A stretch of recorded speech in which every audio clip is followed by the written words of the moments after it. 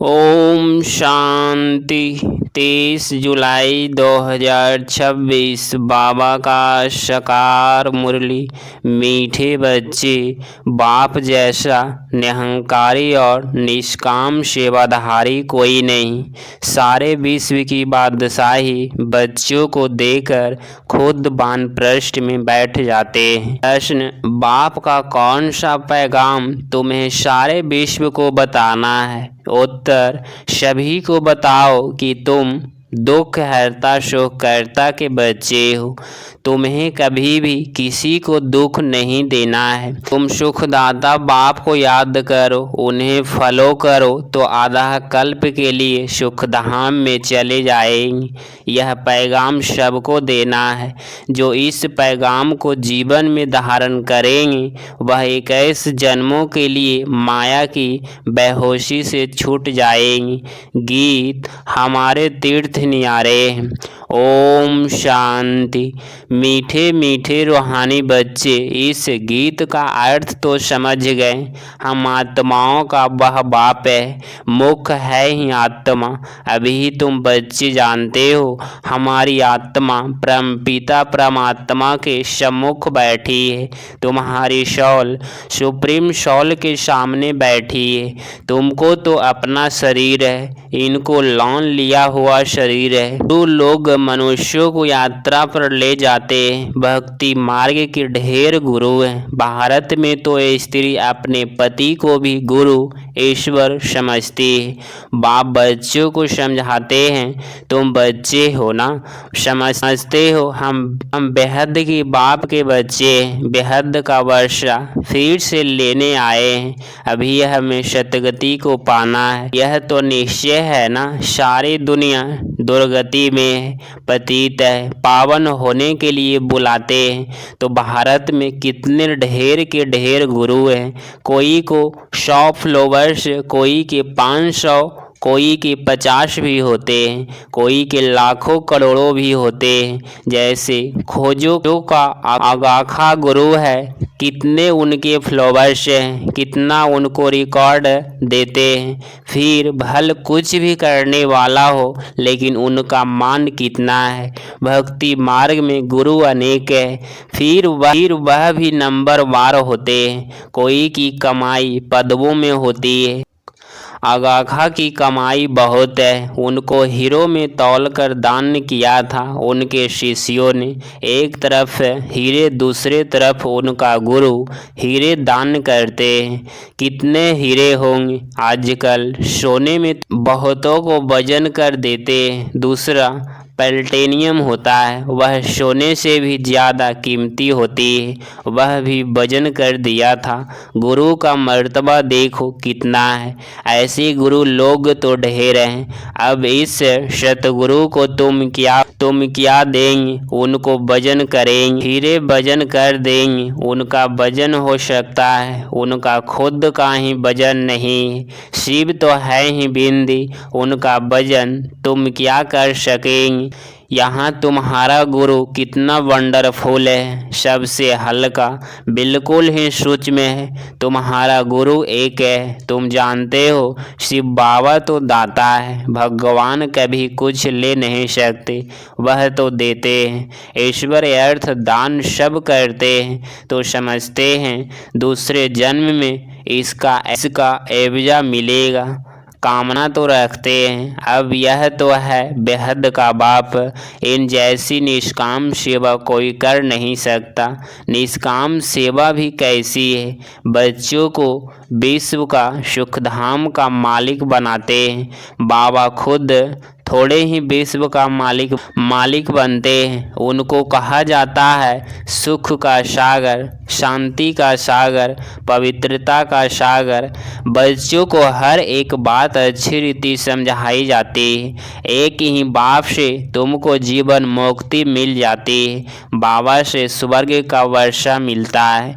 निश्चय किया, बस बाबा और वर्षे को याद करना है। इसको कहते हैं ज्ञान का सागर। सारा सागर मत्स्य स्याही बनाओ, सारा जंगल कलम लगाओ। तो भी इंड नहीं हो सकती। तुम शुरू से लेकर लिखते जाओ तो तुम्हारे ढेर पुस्तकें हो जाए। नॉलेज तो बहुत वैल्यूबल है जो धारण करने की है, जानते हो यह कोई परंपरा तो चलती नहीं। अभी तुमको तंत मिलता है, बाप आकर बच्चों को अपना परिचय देते हैं, वही काफ़ी है। बाप का परिचय देने से, रचयिता को जानने से रचना का भी ज्ञान आ जाता है। बुद्धि कहती है जो सतयुग में आते होंगे उनके पुनः जन्म जास्ती होगी। चक्र में जो पहले आए होंगे वहीं आएंगे। इस चक्र को भी अच्छी रीति समझना है। गीत में भी सुना हमारे तीर्थ न्यारे हैं, वह तो जन्म जन्मांतर तीर्थ यात्राएं आदि करते आए हैं। वह सिर्फ तुम्हारी एक जन्म की यात्रा है। इस रूहानी यात्रा में जरा भी कोई तकलीफ नहीं। ज्ञान देने वाला एक ही सतगुरु है। शतगति तो किसी की भी होती नहीं, वह है सुप्रीम ज्ञान का सागर। सर्व का शतगति हो जाती है, बाकी क्या चाहिए। तत्व भी शतो प्रधान हो जाते हैं, वहाँ तमो प्रधान है। वायु आदि भी ऐसे ही तमो प्रधान होती है। कितने अर्थक्वेक आदि होते हैं। सतयुग में तो कोई भी दुख देने वाली चीज नहीं होगी। बाप है ही दुख हरता सुख करता। तुम उनके बच्चे हो, किसको भी दुख नहीं देना है। सबको यह रास्ता बताना है सुख का वर्षा पाने का। अब बाप कहते हैं तुमको सुख ही देना है। बाबा तुमको आधा कल्प के लिए ऐसे सुख देते हैं जो वहाँ दुख का नाम नहीं रहता। तुम जानते हो बाप से कैसे जन्मों का वर्षा पाने हम यहाँ आए हैं। तुम स्टूडेंट हो ना, तुम्हारे दिल में है किसी बाबा से स्वर्ग का सुख लेते हैं तो सब दुख दूर हो जाएंगे। बाबा हमको संजीवनी बूटी देते हैं सुरजीत होने के लिए, फिर एक ऐसे जन्म कभी मूर्छित नहीं होंगे। वह संजीवनी बूटी है मन मना भव। सर्व का सतगति दाता एक ही बाप है। उनको निराकार निहंकारी कहा जाता है। जिस तन में आते हैं वह भी साधारण है। बाप कहते हैं dear children I am your obedient father. बड़े आदमी हमेशा ऐसे लिखते हैं आई एम ओबीडिएंट सर्वेंट। अपने को श्री कभी नहीं लिखेंगे। आजकल तो लिखते हैं श्री श्री फलाना, आप वहीं अपने को श्री लिखते रहते हैं। वह बाप है निराकारी निहंकारी। अब तुम उनके सम्मुख बैठे हो, जानते हो वह हमारा बाप टीचर सतगुरु है। बाकी तो सब भक्ति मार्ग के अनेक गुरु हैं। गुरुओं के भी गुरु होते हैं, इनका कोई गुरु नहीं। यह सत्य बाबा सत्य टीचर सत्य गुरु है। तुम जानते हो आत्मा ही संस्कार धारण कर रही है। बाबा भी आत्मा है ना, उनमें भी गुण है। तुम्हारे गुण अलग अलग हो जाते हैं। इस समय जो गुण तुम्हारे में है वही बाप में है। फिर सतयुग में तुम्हारे दैवी गुण हो जाएंगे। बाप ज्ञान का सागर प्यार का सागर है। श्री कृष्ण की महिमा अलग है। शिव बाबा को 16 कला संपूर्ण नहीं कह सकते, वह तो स्थित है ही। बाप कहते हैं यह टाइटल तुम मुझे नहीं दे सकते हो, मैं थोड़े ही भिखारी बनता हूँ जो फिर सर्वगुण संपन्न बनूँ। मेरी महिमा इन जैसी थोड़े ही करेंगी। इस नॉलेज को जिन्होंने कल्प पहले सुना है वहीं आएंगी, आकर बाप से सुनेंगी और बाप को याद करेंगी। पिछाड़ी को हाय हाय कर रोते हैं, फिर जय जयकार हो जाती है। अभी तुमने यात्रा का भी राज्य समझा है। इस यात्रा से फिर तुम कभी मृत्यु लोक में लौटते नहीं हो। उन यात्राओं से फिर घर लौट आते हैं। कितने मनुष्य स्नान करने जाते हैं। भक्ति का विस्तार देखो कितना है। जहाड़ कितना बड़ा अथाह होता है, बीज तो बिल्कुल छोटा होता है। वैसे भक्ति का भी विस्तार कितना है। ज्ञान का एक टुबका भी शतगति कर देता है। भक्ति में उतरते उतरते आधा कल्प लग जाता है। यहाँ तुमको सीढ़ी चढ़ने में 1 सेकंड लगता है। लिफ्ट कितनी अच्छी है, नीचे से एकदम ऊपर अपने घर ले जाती है। इसको कहा जाता है चढ़ती कला। सर्व का भला, सर्व का शतगति दाता एक बाप ही है। अब ज्ञान भक्ति का फर्क देखो। ज्ञान भक्ति वैराग्य है ना, सन्यासियों का है हद का वैराग्य। बाप ने समझाया है वैराग्य 2 प्रकार के हैं। एक है हद का वैराग्य, दूसरा है जिससे कोई सतगति नहीं होती है। दूसरा है बेहद का वैराग्य, जिससे तुम्हारी सतगति हो जाती है। कभी सतगति के लिए तुम बच्चों को श्रीमत मिलती है श्रेष्ठ ते श्रेष्ठ बनने की। अब श्रेष्ठ दुनिया की स्थापना हो रही है श्रीमत पर। यह भ्रष्ट दुनिया रावण की मत पर बनी है। हम श्रेष्ठ बन रहे हैं, यह बातें तुम ही जानो, दुनिया बिल्कुल नहीं जानती है। तुम्हारे लिए तो कहते हैं यह ब्रह्मा कुमारियाँ विनाश कराने वाली है।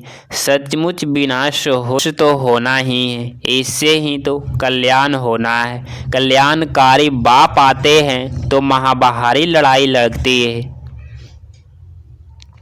महाभारी लड़ाई लगती है। कहेंगे हमने कहा था ना कि ब्रह्मा कुमारी विनाश करेगी। बरोबर विनाश तो होना ही है। पुरानी दुनिया विनाश होगी, हम नई दुनिया स्थापना करते हैं। पुरानी के बाद नई जरूर होगी ना। कल्प कल्प विनाश होता है, तब ही भारत में स्वर्ग के द्वार खुलते हैं। परंतु वे लोग समझे कैसे, आगे चलकर बहुत समझेंगे। बाप जब आते हैं तो पुरानी दुनिया सारे स्वाहा हो जाती है। तुम्हारा यह यज्ञ तो वंडरफुल है, जिसमें आहुति है यह भी तुम जानो और न जाने कोई। विजय तो पांडवों की होनी है और वह सब खत्म हो जाएंगी। बाकी तुम पांडव रखते हो, फिर नई दुनिया में राज्य करते हो। यह नॉलेज बड़ी वंडरफुल है, सबका दुख हरता सुख करता है। सतगति देने वाला एक ही बाप है। कितना मीठा कितना प्यारा बाप है। कहते आए हो मीठे बाबा, आप जब आएंगे तो आप पर हम बारी जाएंगे। मेरा तो आप दूसरा न कोई। इसका मतलब यह नहीं कि घर बार छोड़ यहाँ आकर बैठेंगे। नहीं, गृहस्थ व्यवहार में भल रहो। 7 रोज का कोर्स ले, फिर कहाँ भी जाओ, मन मना भव। बाप को याद करना है और वर्षा पाना है। बस याद की यात्रा में रहना है, इससे ही बेड़ा पार है। यह भी तुम जानते हो, पवित्र रहना है। छी खाना आदि नहीं खाना है। मुरली तो मिलती ही है, कोई समय मुरली नहीं भी मिलेगी। आफतें आएगी, हंगामा आदि हो जाएंगी तो मुरली मिल नहीं सकेगी। तुम इन आँखों से जो कुछ देखते हो नहीं रहेगा, सब भस्म हो जाएगा। प्रलय तो होती नहीं, दुनिया तो एक ही है, नई सो पुरानी होती है। न्यू वर्ल्ड ओल्ड वर्ल्ड कहा जाता है, अब तो कहेंगे यह ओल्ड वर्ल्ड है। बाकी थोड़ा समय है। वह कहते हैं कल्प की आयु लाखों वर्ष है, कलियुग के लिए कहते 40,000 वर्ष पड़े। वास्तव में 5,000 वर्ष का चक्र है। तुम्हारी बुद्धि में सारी नॉलेज है। मनुष्य तो बिल्कुल पत्थर बुद्धि है। एक्टर्स होकर ड्रामा के क्रिएटर डायरेक्टर को न जाने तो उसको क्या कहेंगे। वर्ल्ड की हिस्ट्री ज्योग्राफी कैसे रिपीट होती है, यह तो जानना चाहिए ना। जो अच्छी रीति जानते हैं, बुद्धि में धारण कर औरों को धारण कराते हैं, वह उच्च ते उच्च पद पाते हैं। बाप कहते हैं जो नॉलेज मेरे में थी वह अब तुमको दे रहा हूँ। ड्रामा प्लान अनुसार मैं रिपीट करता हूँ। मेरा भी ड्रामा में पार्ट है, भक्ति मार्ग में भी पार्ट बजा जाया। अब तुमको आकर अपना और रचना के आदि मध्य अंत का परिचय देता हूँ। मैं भी ड्रामा के बंधन में हूँ। मैं आता ही हूँ एक बार परिचय देने और रचना के आदि मध्य अंत को नॉलेज सुनाने। अच्छा, मीठे मीठे शिकिलधे बच्चों प्रति माता पिता बाप दादा का याद प्यार और गुड मॉर्निंग। रूहानी बाप की रूहानी बच्चों को नमस्ते नमस्ते। धारणा के लिए मुख्य सार पॉइंट नंबर फर्स्ट, बाप समान ओबिडेंट बनना है। कभी भी किसी बात में अपना अहंकार नहीं दिखाना है। निराकारी और निहंकारी होकर रहना है। पॉइंट नंबर 2, बाप टीचर और सतगुरु के कांस्टेंट को समझ निश्चय बुद्धिवन श्रीमत पर चलना है। रूहानी यात्रा पर रहना है। 23 जुलाई 2026 का वरदान, पुरुषार्थ शब्द को यथार्थ रीति से यूज कर सदा आगे बढ़ने वाले पुरुषार्थी भव। स्पष्टीकरण, कई बार पुरुषार्थी शब्द भी हार खाने में व असफलता प्राप्त होने में अच्छी ढाल बन जाता है। जब कोई भी गलती होती है तो कह देते हो हम तो अभी पुरुषार्थी हैं, लेकिन यथार्थ पुरुषार्थी कभी हार नहीं खा सकते, क्योंकि पुरुषार्थ शब्द का यथार्थ अर्थ है स्वयं को पुरुषार्थ आत्मा समझकर चलना। ऐसे आत्मिक स्थिति में रहने वाले पुरुषार्थी तो श्वेत मंजिल को सामने रखते हुए चलते हैं। वे कभी रुकते नहीं, हिम्मत उल्लास छोड़ते नहीं। स्लोगन, मास्टर सर्वशक्तिवान की स्मृति में रहो। यह स्मृति ही मालिकपन की स्मृति दिलाती है। यह व्यक्ति सारे ज्वाला स्वरूप स्थिति में रह शक्तिशाली याद का अनुभव करो। कोई भी कार्य करते वह बात करते बीच बीच में संकल्पों की ट्रैफिक को स्टॉप करो। 1 मिनट के लिए भी मन के संकल्पों को, चाहे शरीर द्वारा चलते हुए कर्म को बीच में रोक कर भी यह प्रैक्टिस करो। तब बिंदु रूप की पावरफुल स्टेज पर ऐसे अव्यक्त स्थिति में रह कार्य करना सरल होता जा रहा है, वैसे ही यह बिंदु रूप की स्थिति में भी सहज हो जाए तो यही योग की ज्वाला स्वरूप स्थित है। अगर आप इस चैनल पर डेली मुरली क्लास सुन रहे हैं तो चैनल को प्लीज़ सब्सक्राइब करें और नोटिफिकेशन ऑल पे क्लिक करें। मिलते हैं अगली मुरली क्लास में। ओम शांति, ओम शांति।